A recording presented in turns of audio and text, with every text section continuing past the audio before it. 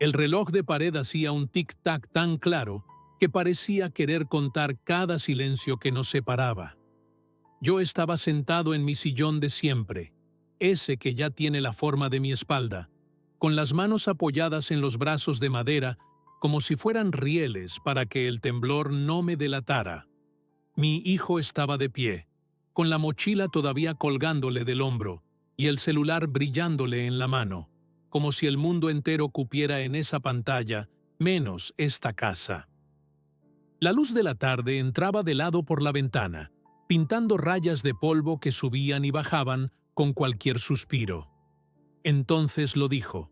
Lo dijo como quien anuncia una mudanza inevitable, como quien dicta una receta. El lugar de los viejos es el asilo, papá. Ahí te van a cuidar. Sentí que la frase abría una grieta en el piso de la sala. No me miró a los ojos al principio. Dejó que las palabras cayeran, duras, y luego levantó la vista esperando algo, tal vez un grito, tal vez un acuerdo rápido. Yo no pude. La garganta se me apretó como cuando uno aguanta el llanto para no hacer ruido. Una lágrima se me soltó sola, sin pedir permiso, y resbaló por la mejilla hasta el borde del bigote. Detrás, en la cocina, el café de olla que había dejado a fuego muy bajito soltaba su aroma de canela, como un recuerdo necio. No había música, ni televisión, ni radio, solo el tic-tac y esa frase flotando entre nosotros como un papel que no se decide si cae o se atora en el aire. Me limpié la lágrima con el dorso de la mano. Respiré hondo. Le dije, «No». Él frunció los labios, confundido. Volví a decir, más despacio, «No, hijo, yo no me voy a ir a ningún asilo». Él apretó más los labios, como si mi respuesta le sacara astillas por dentro. La mochila se le resbaló del hombro y cayó al suelo con un golpe hueco. «No lo digo por mal, papá», murmuró, «pero ya no puedo venir tanto. Tengo 1000 cosas, viajes, juntas, el tráfico. Ahí te cuidarán. Va a ser mejor». Yo seguí mirando la ventana, no porque quisiera escaparme, sino porque detrás del polvo bailando estaban los años, y en ellos estaba el niño que fue. Ese niño que se subía a mis hombros y me gritaba, «¡Más alto, papá!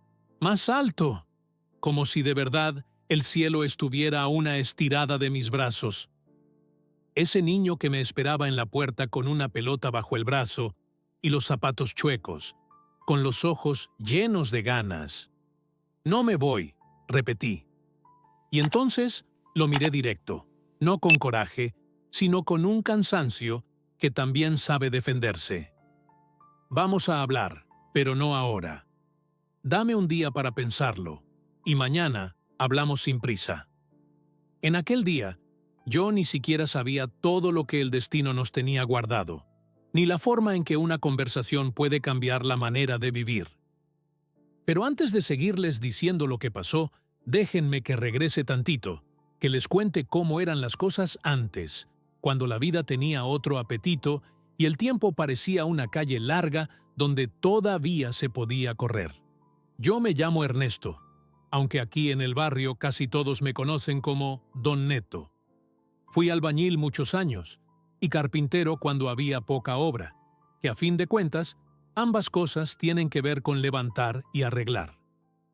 Me gustaba el olor a madera recién cortada, ese polvito que se mete por la nariz y te acompaña horas aunque ya te hayas lavado las manos.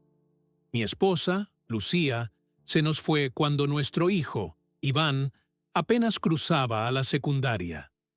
Ese fue el primer silencio grande que aprendimos a escuchar en la casa. Desde entonces, la vida se partió en dos, antes y después.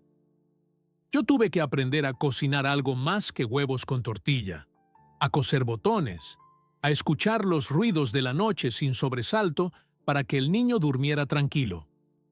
Hubo días en que la tristeza se sentaba a la mesa con nosotros como un invitado sin modales, pero aún así, ahí estábamos, los dos, sacando adelante la cotidianidad con lo que se podía. Pan dulce, un cafecito, tareas sobre la mesa con las puntas gastadas, el uniforme colgado del respaldo de la silla, la mochila abierta como una boca que traga cuadernos y suelta papeles arrugados. Nuestra rutina era sencilla. Yo me levantaba antes de que clareara, ponía el agua para el café y mientras se calentaba, barría el patio. Luego, tocaba la puerta del cuarto de Iván con los nudillos, suavecito, y le decía: «Ándale, campeón, que el sol no espera». Él salía con el pelo hecho remolino, se lavaba la cara, agarraba un pan dulce y, si yo estaba de buenas, que casi siempre estaba, le hacía una torta de frijoles con queso que se comía de camino a la escuela. Por las tardes, después de mi trabajo, pasábamos al mercado a comprar lo del día: jitomate, cebolla, un pedazo de queso fresco, tortillas calientitas envueltas en papel. A veces, si la cartera aguantaba, comprábamos 1 litro de leche y una rebanada de pastel de vainilla con fresas que partíamos entre los dos. Los miércoles, que había ofertas, yo me permitía traerle un juguito. A la noche, antes de dormir, me pedía que le contara otra vez la historia de cuando yo era joven y crucé medio barrio cargando una puerta de madera sola, porque no había a quien pedirle paro. «¿Y no se te doblaron las piernas?», me preguntaba. «Se doblaron poquito», le decía, «pero de todos modos llegué». Él se reía, contento de que su papá fuera un poquito héroe, aunque sea de esas gestas que nadie aplaude más que uno. En esa época, yo me sabía de memoria el ritmo de su risa. Cuando entrenaba con el equipo de la colonia, yo lo veía desde la reja, con las manos entrelazadas como si rezara, y los ojos persiguiendo la pelota. Iván corría como si no tocara el piso, ligero, con esa edad donde uno cree que el mundo es el patio de su casa. Los sábados en la noche veíamos películas en la tele vieja, y si había feria, íbamos a la plaza, jugábamos lotería y comprábamos esquites con harto chile y limón.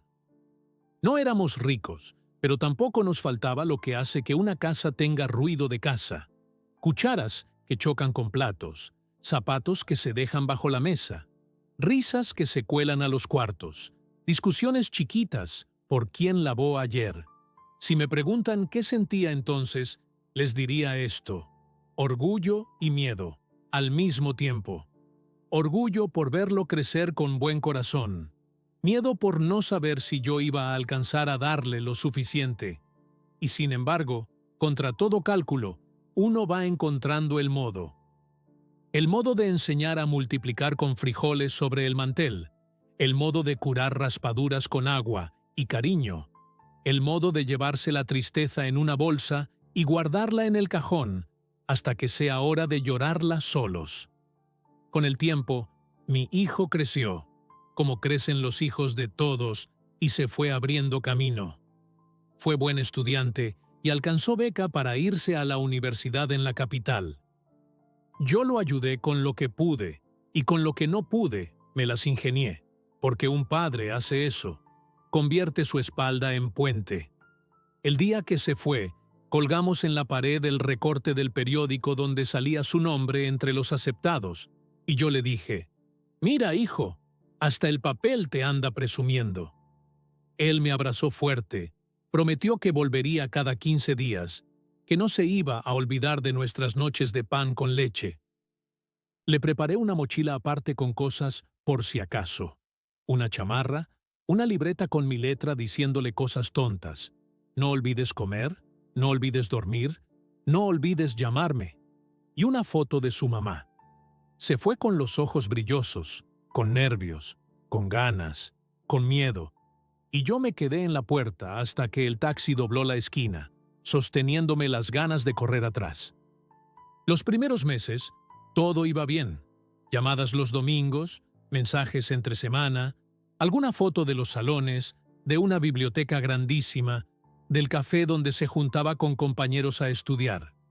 Luego las llamadas se hicieron cada 15 días, luego una vez al mes, luego casi nunca. «Es normal», me decían los vecinos. Así son los muchachos. El mundo se les hace grande y se les olvida que un padre cabe en una silla. Yo no quería pensar mal. Le mandaba mensajes cortos para no estorbar. ¿Cómo vas? ¿Ya comiste? Ánimo, aquí estamos. A veces me contestaba con un emoji, otras con un luego te cuento. Cuando venía, traía algo de prisa pegada a los hombros, como si siempre estuviera llegando tarde a otro lado. Yo acomodaba el mantel bonito, sacaba los platos que guardo para las visitas, compraba pan dulce del bueno aunque me quedara menos para la semana. Él comía rápido, se limpiaba la boca, miraba el celular y decía, «Pa, me tengo que ir». Yo asentía, le daba una bendición con la mano en la cabeza y lo veía apagarse por la calle como se apaga un faro cuando amanece. Y pasó lo que tenía que pasar. Conoció a gente nueva, consiguió un trabajo en una empresa, luego otra más grande, cambió de barrio, de camisa, de conversaciones. No es que me haya olvidado, me decía, solo que estoy en una etapa pesadísima. Luego te cuento. Yo asentía, le decía que me daba gusto, que yo aquí seguía, que no se preocupara por nada.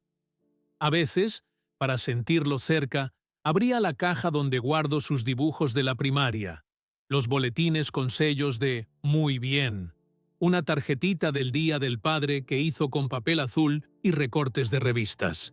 La caja olía a papel viejo y a paciencia. Había tardes en que me ponía a platicar con sus fotos, y aunque parezca cosa de loco, les contaba lo que había hecho ese día. Hoy arreglé la pata de una mesa. Hoy le cambié el vidrio a una ventana. Hoy se fue la luz un rato y yo me quedé escuchando el barrio como cuando uno escucha el mar desde muy lejos. La primera ruptura seria entre nosotros llegó, como llegan los relámpagos, cuando menos lo esperas y con más ruido del que quisieras. Fue un domingo que sí vino a comer. Yo había preparado pozole porque sé que le encanta, de esos que huelen a gloria desde la banqueta. Estábamos sentados, y él, con el celular boca abajo junto al plato, me dijo que necesitaba dinero para completar una cosa del trabajo, un curso, una certificación que, según esto, le abriría puertas. Yo tenía ahorros modestos. Los junté poco a poco para cualquier urgencia, pero al verlo tan convencido, al escucharle esa voz de futuro, no supe negarme. Lo que me dolió no fue el dinero, sino lo que vino después. Volvió a pedir, y luego de nuevo, y cuando por fin le dije que ya no alcanzaba, se enojó. Dijo que yo no entendía nada de cómo funcionaban las oportunidades. Yo contesté que a veces las oportunidades se parecen mucho a las deudas. Nos subió el tono, como sube el fuego cuando le soplas sin cuidado. ¿Para qué quieres el dinero guardado si no es para ayudarme? Soltó. Para seguir comiendo, Iván, dije. Para seguir prendiendo la luz, para pagar el agua, para el gas, para cuando yo ya no pueda trabajar. Hubo un silencio corto, y él remató, sin pensar o pensando demasiado. Siempre eres un peso, papá. La frase se me clavó en la piel. Acabamos la comida como pudimos, sin ganas de repetir. Se fue rápido. Yo me quedé frente al plato humeante que ya no olía a nada. Esa noche me levanté a tirar el pozole que sobró y se me cayó la cazuela en el fregadero. El ruido me sacó del cuerpo el coraje y me dejó solo cansancio. Desde ese domingo nos hablamos menos, y no es que un pleito defina toda una historia, pero abre una grieta, y las grietas, si no se atienden, hacen que se te meta el polvo hasta en los recuerdos. Uno cree que el tiempo acomoda las cosas, pero hay silencios que, si no los limpias, se vuelven polvo en los pulmones. Yo seguí con mis encarguitos, arreglando sillas cojas, pintando marcos, ayudando a un vecino con su portón. Por las noches, prendía la radio bajito para oír boleros viejos que cantan lo que uno no se atreve. Algunas tardes se me iba la mirada hacia la calle, esperando ver a Iván doblar la esquina, como cuando regresaba con la mochila chueca de la primaria. Otras Me ponía terco y decía, no, que venga cuando quiera. Yo no voy a andarlo esperando como si fuera santo. Y a la hora de la hora, lo seguía esperando, no más que sin confesarlo. Así llegamos a la víspera de ese día en que empezó esta historia. La vecina de enfrente, Camila, que siempre me saluda cuando saca a pasear a su perro, vio que se me cayó una cubeta en la banqueta y cruzó corriendo a ayudarme. «¿Don Neto? ¿Está bien?» «Sí, sí», le dije. No más me confié. Ya ve que las manos a veces ya no obedecen igual. Me trajo un vaso de agua y me dijo, «¿Quiere que le hable a su hijo?» Le agradecí, pero le pedí que no. Fue ella quien, con buena intención, le mandó un mensaje a Iván por redes que yo ni uso. En la tarde, mi hijo me llamó. Sonaba serio. Dijo que al día siguiente iba a venir temprano a ver unas cosas. Yo supe que ver unas cosas no era solo platicar. El corazón me empezó a latir con ese ritmo de tambor que agarra cuando uno presiente que se viene una decisión. Entró a la casa con esa prisa de ejecutivos que trae puestos como una chamarra, y no se fijó en que había pan dulce en la mesa ni en el café que ya estaba listo.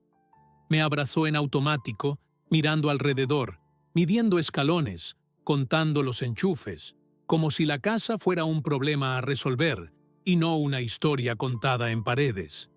Yo lo seguí con la mirada, sin estorbar, y sentí que en su cabeza ya estaba tomando una decisión. No tardó en decirlo. «Papá, ya no te puedes quedar aquí solo. Ya vi un lugar, bonito, limpio, con jardín. Ya pregunté. Te cuidan, tienes comida, hay actividades, doctores, y quedas cerquita del trabajo por si tengo que pasar. Sería lo mejor». No le contesté luego. No por cobarde, sino porque a mi edad uno entiende que las palabras que valen la pena hay que dejarlas a fuego lento. Le dije que se sentara, que tomáramos café, que me contara cómo estaba, cómo iba su vida. Me habló de un ascenso, de un viaje a Guadalajara, de una presentación importante con gente de traje. Yo lo escuché con gusto, porque el orgullo de un padre no se le vence ni con las discusiones. Pero ahí, entre esos logros, venía su propuesta, entera, empujando la puerta. «Te van a cuidar bien, papá», repitió, «y no vas a estar solo. Es lo más práctico». Esa palabra, práctico, me dio más tristeza que coraje. «Porque la vida no es práctica, hijo», pensé. «La vida es una preciosura desordenada que se sostiene con paciencia y con manos». No le dije eso. Él tenía que escuchar otra cosa. Le pedí un día para pensarlo. «Mañana hablamos», le dije. Aceptó, algo sorprendido. Creo que creyó que yo iba a decir que sí ese mismo instante, para ahorrarle incomodidades. Me dio un beso en la frente, dijo que tenía una junta y se fue. Yo me quedé en la sala viendo cómo el sol cambiaba de lugar sobre la pared y cómo el polvo seguía bailando, tercamente bello, sin pedirle permiso a ningún calendario. No dormí mucho. Me acosté temprano, pero el sueño venía en pedacitos, como tortillas quebradas. Me levanté, caminé descalzo por la casa, sentí las losetas frías, escuché la noche como si fuera un mar lejano. Abrí la caja, toqué con la yema de los dedos el dibujo que me hizo en preescolar. Una casita chueca, un árbol y dos figuras de palitos agarradas de la mano. Nosotros. Agarré su tarjeta de la primaria, esa donde la maestra escribió con rojo, «Iván es respetuoso y ayuda a sus compañeros», y me reí bajito porque me lo imaginé dando su torta a un niño que la había olvidado. Saqué su primer uniforme de fútbol, ya sin olor, solo con el peso del tiempo, y me lo puse un momento en el regazo para sentir que todavía podía con tantas memorias. Me senté frente a la mesa y alineé, como si hiciera una ofrenda, aquellos pedacitos de nuestra vida. No sabía la respuesta todavía, pero supe esto. No quería que esa decisión naciera de la prisa. Amaneció con un sol tímido. Puse a calentar agua. Abrí las ventanas para que la casa respirara. Pasé un trapo por la mesa, acomodé las sillas, barrí la entrada. No por recibir a mi hijo como visita, sino por mí, porque estas cosas simples son las que me han sostenido aun cuando el mundo se me ha puesto de lado. A media mañana, escuché su coche. Entró casi sin tocar. «Papá, ¿ya lo pensaste?» Asentí. Le señalé la mesa. Le pedí que se sentara. Él vio la fila de recuerdos y su ceño hizo un gesto raro, mezcla de ternura y fastidio. «No vengo a ver fotos, papá», dijo. «Vengo a hablar de lo que sigue». «Justo por eso están aquí», respondí. «Si no vemos de dónde venimos, lo que sigue se nos deforma». «Quiero decirte algo, Iván», empecé, y sentí que el corazón me golpeaba el pecho como cuando uno va a confesarle a alguien que lo quiere. Cuando eras niño y te subías a mis hombros, me gritabas que más alto, y yo, aunque me dolieran las piernas, te alzaba otro poquito. Porque eso es un padre, alguien que te hace ver más allá para que un día tú mires por ti mismo. Cuando tu mamá se nos fue, yo aprendí a cocinar lo que no sabía, a coserte el uniforme, a limpiar tus tenis con un cepillo chiquito. Y no te lo digo para cobrártelo, no. Te lo digo para que no se te olvide qué palabras usamos en esta casa. En esta casa nunca nos guardamos. En esta casa, si algo estorba, es el orgullo. Y hoy vienes a decirme que lo más práctico es guardarme en un lugar con jardín, lejos de mis paredes. No, hijo, no para mí. Me escuchó, al menos eso, y entonces solté lo que me estaba aprisionando desde ayer. No me voy al asilo. No me voy porque no soy un objeto al que se acomoda para que no estorbe. No me voy porque aquí sé dónde canta la cafetera, dónde crujen las tablas, dónde le pega la luz a las 2 de la tarde. No me voy porque este sillón ya tiene mi forma, porque cada grieta de esta pared tiene una historia, porque aquí está colgado tu primer uniforme y tu diploma y la foto de tu mamá. No me voy, hijo. Y si lo que te duele es no poder estar más conmigo, vamos viendo cómo le hacemos, pero que no sea a costa de esconderme. Él respiró hondo. Se acomodó en la silla. Quise pensar que le hirvió la sangre, pero lo que vi fue desconcierto, cansancio. Ese cansancio de quien todo el tiempo tiene que decidir cosas y se ha vuelto práctico para sobrevivir a sus propios calendarios. «Papá», dijo, «no quise decirte objeto. Solo pensé que ahí vas a estar acompañado, con gente de tu edad, con actividades, con atención médica si te sientes mal». «¿Y aquí qué soy, Iván?», le contesté. «¿Un fantasma? Aquí estoy acompañado por mis paredes, por mis cosas, por mis vecinos, por mi propio nombre. No te pido que me cuides como a un niño. Te pido que me veas como a tu papá». Hubo un silencio largo, pero distinto a los otros. No era ese silencio de nunca decir nada, sino uno como cuando detienes el martillo justo antes de pegar y te preguntas si el clavo está en el lugar correcto. Le ofrecí café. Aceptó. Mientras se lo servía, le pregunté por su trabajo, por los nombres que mencionó el otro día, por la presentación en Guadalajara. Me contó cosas, ya con otra voz, un poquito menos apretada, y yo pensé que tal vez eso era lo que nos faltaba, escucharnos sin calendario encima.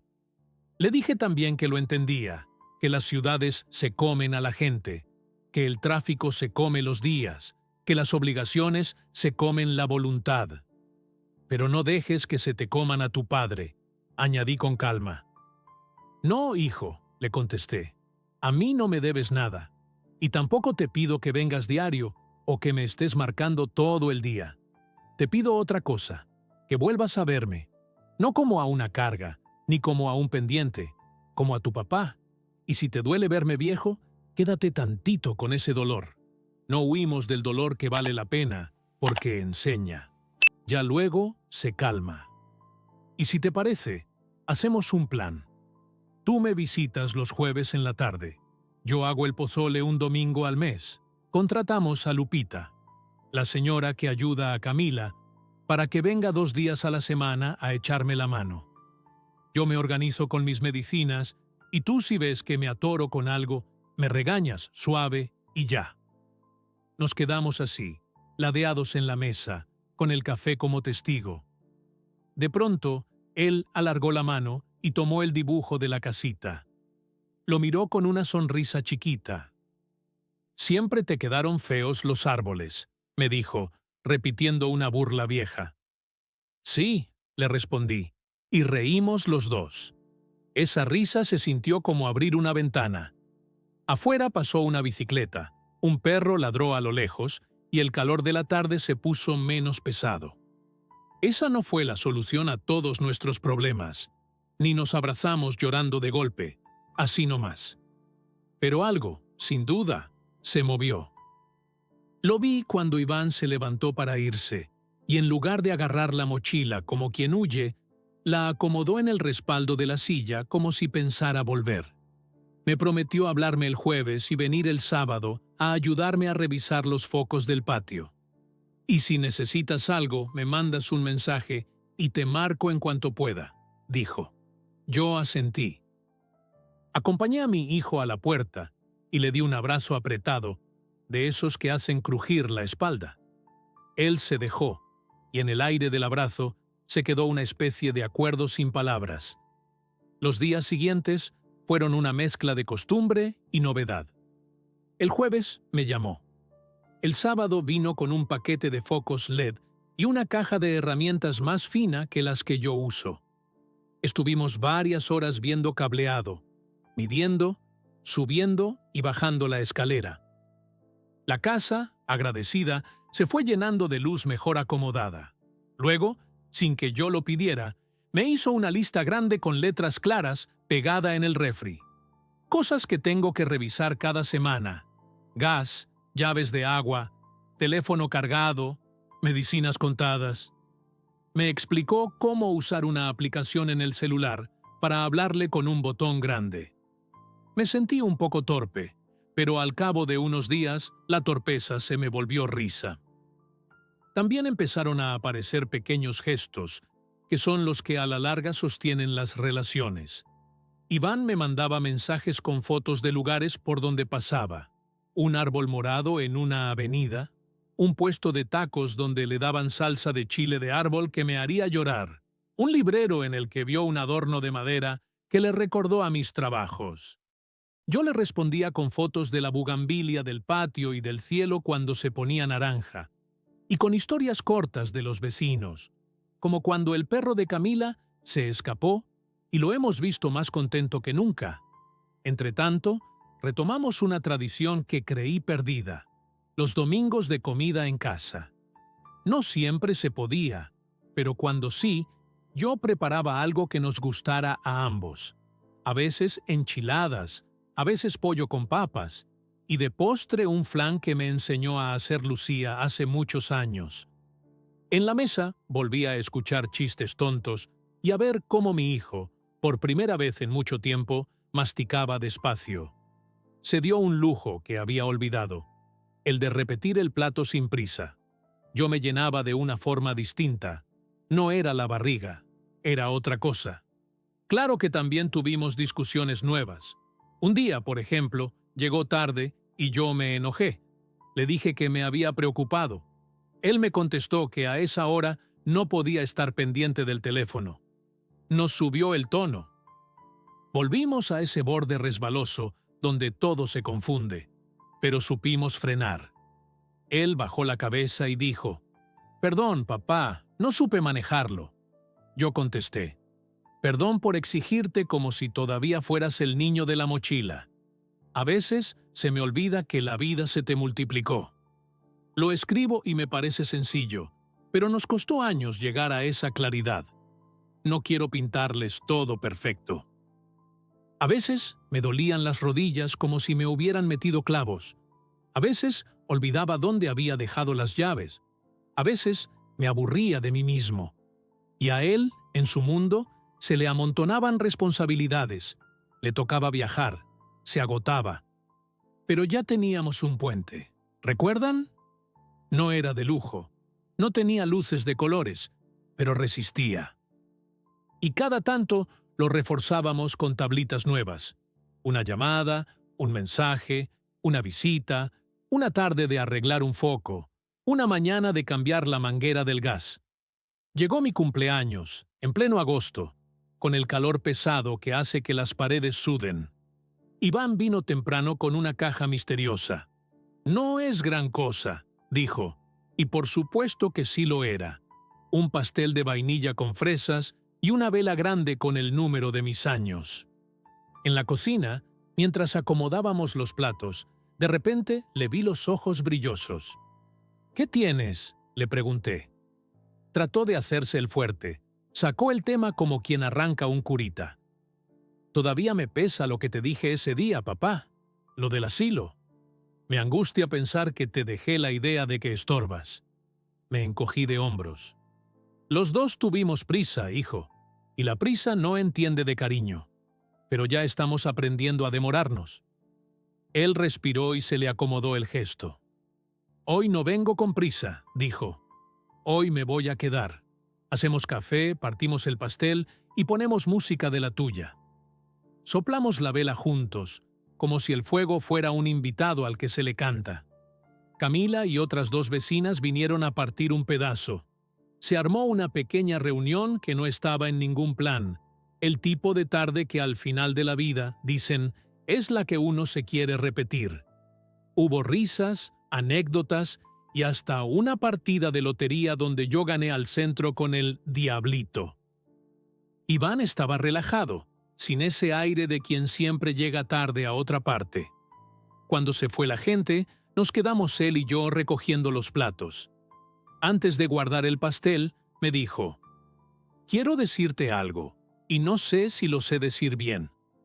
Tú no eres un pendiente, eres mi casa». Me quedé callado, porque hay frases que no se deben cubrir con otra frase encima. Lo abracé. Él apoyó la frente en mi hombro. Ese reconocimiento fue un acto de justicia. No fue un perdón repleto de palabras bonitas, sino un «ya entendí», profundo, que vale más. Y no porque yo quiera tener razón, sino porque cuando uno envejece, empieza a defender su nombre y sus paredes con la dignidad de quien cuidó una fogata a la intemperie toda la noche, para que al amanecer hubiera todavía café caliente para los suyos. Entender eso cambia decisiones. Al poco tiempo, Iván dejó de usar la palabra práctico cuando hablaba de mí y empezó a preguntar ¿cómo te acomoda más? ¿O qué necesitas? Hay una diferencia que parece chiquita y no lo es. Se nota en la espalda. A veces, para no olvidar lo esencial, me doy una vuelta al mercado por la mañana. Camino despacio, saludo a los de siempre, compro jitomate, cebolla, un poco de queso fresco envuelto en papel y 2 bolillos calientitos que crujen como si estuvieran contentos. En cada puesto encuentro una historia. El señor de las frutas que me aparta los mangos más dulces. La señora de las flores que me regala una ramita de ruda para la casa. El muchacho que acomoda cajas y me dice, «¿Cómo va la cosecha de su huertito, don?» Vuelvo con la bolsa tibia de pan en la mano y me siento en la banquita de la entrada a ver cómo se mueve la mañana. Me gusta pensar que la vida se mide en esos tramos. El saludo sincero, la mirada que dura un poquito más, la paciencia de esperar el cambio sin apuro. A veces le mando a Iván una foto del mercado, un puesto lleno de colores, un letrero chueco que anuncia ofertas, una señora contando monedas con calma. Él me responde con un «qué rico» o con un «te llevo café el domingo». Y yo entiendo que eso también es estar. No hace falta decirlo todo ni explicar cosa. Basta con cuidar los hilos que nos unen. No quiero cerrar sin contarles una escena que guardo como si fuera una medallita. Hace poco, arreglábamos la puerta del patio que se hincha cuando llueve. El sol estaba jugando entre las nubes y hacía esos remolinos de luz que parecen dados rodando sobre la mesa del cielo. Iván estaba de rodillas con el destornillador y de repente me miró, con sudor en la frente. Me dijo, ¿te acuerdas de cuando yo era niño y te pedía que me alzaras más alto? Le sonreí. Claro, ¿cómo olvidarlo? Pues hoy yo quiero hacer eso por ti. No alzarte del piso, sino alzarte los días, quitarle peso a lo que pesa de más. No supe qué responder. Me dio risa y tristeza al mismo tiempo. Risa, porque nadie me había dicho algo tan serio con palabras tan sencillas. Tristeza, porque entendí que estaba creciendo desde otro lugar. Terminamos la puerta. Quedó bonita, ya no se atora. Abrimos y cerramos varias veces, exagerando, para comprobar que corría suave. Sí, corría como se debe correr una puerta, sin que nadie se entere de todo el trabajo que se hizo para que así fuera. Ahora mismo, mientras escribo esto, porque sí, aprendí a escribirlo para no olvidarlo. En la cocina hay un pastel pequeño de vainilla y fresas con una vela esperando. Es mi cumpleaños otra vez. En la mesa hay platos y tazas alineadas con torpeza y cariño. El café de olla ya está listo, y la ventana deja entrar una luz que me hace recordar la primera escena de esta historia. En cualquier momento, tocarán la puerta. Será Iván con una sonrisa menos apurada, tal vez con una bolsa de pan caliente, quizá con una revista de ofertas que piensa usar para arreglar algo de la casa. Lo imagino diciendo, ¿qué hacemos primero? ¿Café o pastel? Y yo contestando lo que aprendí a decir a esta edad. Primero nos sentamos. Si me preguntan qué aprendí, podría hacer una lista larguísima, pero les diré solo una cosa que me sirve cada mañana. Hay palabras que hay que desarmar entre dos para que no nos lastimen. La vejez no es un estorbo. Es una forma distinta de andar el mismo camino. Un hijo no es un guardián ni un carcelero. Es un compañero que, si se lo permites, puede volverse a tomar de tu mano como cuando el mundo quedaba a la altura de la mesa. Y un padre no es un mueble viejo. Es un árbol con raíces profundas que todavía da sombra y fruta, solo que a otro ritmo. A veces me detengo en la puerta de la casa a ver pasar a la gente. Algunos van con los audífonos puestos, otros con bolsas de mercado, otros empujando carriolas con niños que miran todo como si fuera nuevo. Yo les deseo que cuando les toque decidir qué hacer con sus viejos, no lo hagan desde la prisa. Que se tomen un café, que pongan las fotos sobre la mesa, que junten los silencios, que aprendan a decir qué necesitas antes de decir lo más práctico es. Porque, al final, lo que mantiene una casa en pie no son las paredes, sino las costumbres. Y las costumbres no son rituales vacíos, sino manos concretas abriendo puertas, levantando sillas, acercando platos, sosteniendo miradas. Desde aquel día en que mi hijo dijo que el lugar de los viejos era el asilo, y yo respondí desde lo más hondo, nuestras conversaciones cambiaron de carril. No nos convertimos en una familia de anuncio, no nos levantamos perfectos a las 7 a trotar juntos por el parque, pero construimos una forma digna de estar, que es lo que uno debe buscar a cualquier edad. Y si esto que escribo le sirve a alguien para abrir una puerta antes de cerrarla, para hacer una pregunta antes de guardar a su gente, entonces valió la pena ponerlo en palabras. Ahora, si me permiten, voy a encender la vela. No por la tradición, sino porque me gusta el brillo pequeño que hace en la pared. Voy a servir 2 tazas, aunque a veces me tome una solo, y la otra se quede tibia esperando. Porque la esperanza también es una taza puesta a la hora en que el cariño suele tocar. Y cuando mi hijo llegue, hoy o mañana, le voy a ofrecer un pedazo de pastel y un abrazo como los de antes. Le voy a decir, sin hacernos los fuertes, ¡qué bueno que estás aquí! Y si él, por cosas de la vida, vuelve a flaquear y me propone lo práctico, Yo le recordaré lo que ya entendimos, que lo práctico no siempre es lo que cuida. Y por si alguien que está leyendo esto tiene la duda que yo tuve aquella tarde, la respondo con lo que me quedó claro. No, el lugar de los viejos no es el asilo por decreto. El lugar de los viejos es donde se les llama por su nombre, donde su taza tiene un sitio, donde sus pasos son reconocidos por el piso. A veces será una casa como la mía, a veces, tal vez, otro sitio, pero que sea por amor, no por prisa, que sea mirándonos, que sea sin empujar a nadie fuera de la foto. Porque, como entendimos Iván y yo, los afectos no caben en formularios, se acomodan a pulso, con tiempo, con paciencia, con torpeza incluso, pero con respeto. Y si están pensando cómo fue que llegamos hasta aquí, les diría que fue a golpes de palabras, sí, pero también a caricias de tiempo, a cucharadas de café, a tornillos apretados a 4 manos, a domingos que se salvaron del olvido, a fotos que salieron de la caja para decir, aquí sigo. Si todo esto suena demasiado simple, tal vez sea porque lo verdaderamente importante nunca aprendió a presumirse. Se queda en la cocina, donde el pastel espera, donde una silla conserva la forma de quien se sentó, donde un delantal viejo cuelga y uno lo agarra por costumbre sin pensar.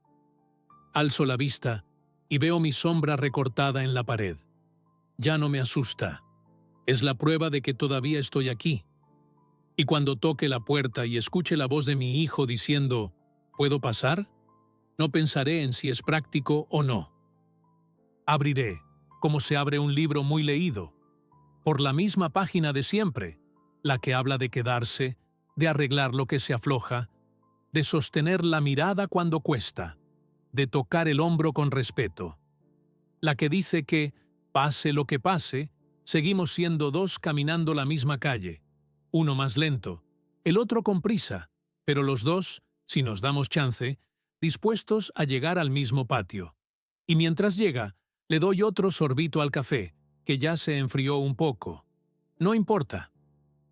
A cierta edad, uno aprende a disfrutar también lo que no está perfecto. Tal vez eso sea lo más cercano a la sabiduría.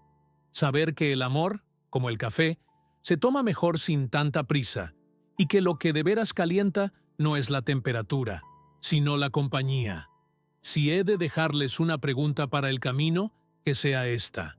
Cuando la vida te ponga frente a la vejez de alguien que amas, ¿te alejarás porque no sabes qué hacer o te acercarás a aprenderlo? Así fue como respondí, y como seguimos respondiendo, cada día que el miedo intenta volver a hablar más fuerte que nosotros. No con discursos, no con promesas que no se pueden cumplir, sino con lo único que a la larga tiene fuerza, la voluntad tranquila de quedarnos. Y si un día me preguntan dónde está mi lugar, ya no responderé con geografía, sino con nombres. Mi lugar está donde mi hijo llega y dice, «Hola, papá», donde un pastel espera sin exigir puntualidad, donde la luz, terca, encuentra siempre la manera de entrar.